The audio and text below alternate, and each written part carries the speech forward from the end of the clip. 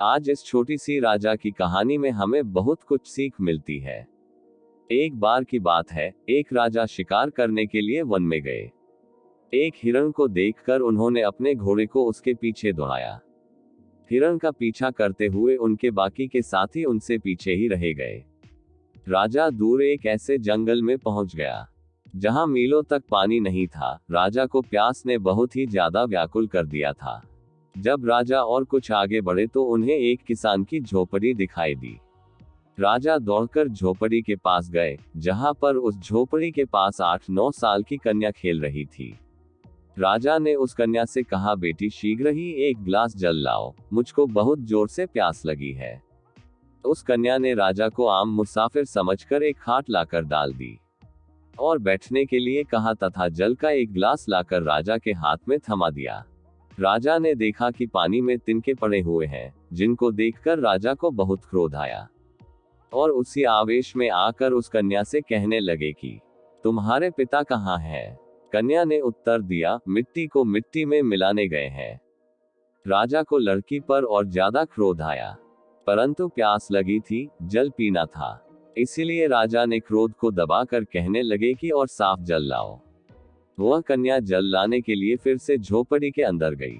इतने में ही उस लड़की का पिता भी वहां आ गया। उसने तुरंत राजा को पहचान लिया और उसने राजा को प्रणाम किया और कहने लगा कि हुजूर, आप एक गरीब की झोपड़ी में कैसे पधारे? राजा कहने लगा कि मैं शिकार के लिए वन में आया था, अपने साथियों से बिछड़कर दूर आ गया हूँ। मुझे बहुत जोर की प्यास लगी थी, यहाँ तुम्हारी कन्या से मैंने जल मांगा। तब तुम्हारी कन्या जल में तिनके डालकर ले आई। जब मैंने तुम्हारे बारे में पूछा तो उसने कहा कि मिट्टी को मिट्टी में मिलाने गए हैं। कन्या के पिता कहने लगे, हुजूर, कन्या ने ठीक ही उत्तर दिया है। एक सज्जन के बच्चे की मौत हो गई थी, हम उसके शरीर को मिट्टी में दबाने गए थे। इतने में वो कन्या भी जल का ग्लास लेकर आ गई। किसान ने पूछा, बेटी, तुमने राजा को अच्छा जल क्यों नहीं दिया? कन्या ने उत्तर दिया, पिताजी, राजा धूप की तेजी में भागते हुए आए थे।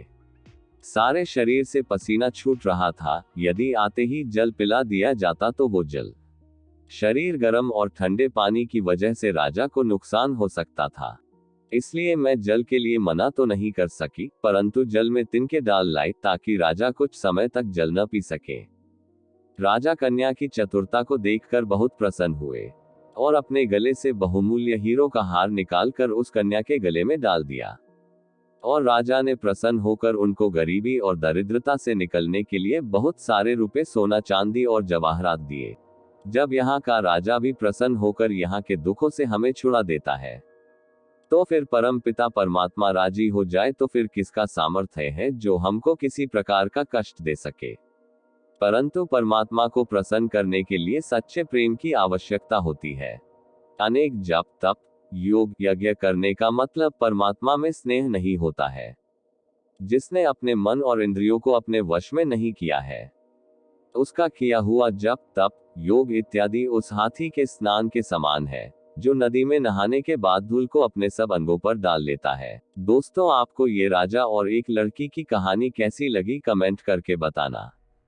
कहानी पसंद आई हो तो वीडियो को लाइक करना। चैनल को आपने अभी तक सब्सक्राइब नहीं किया तो चैनल को सब्सक्राइब कर लेना। फिर मिलते हैं एक और कहानी के साथ। धन्यवाद।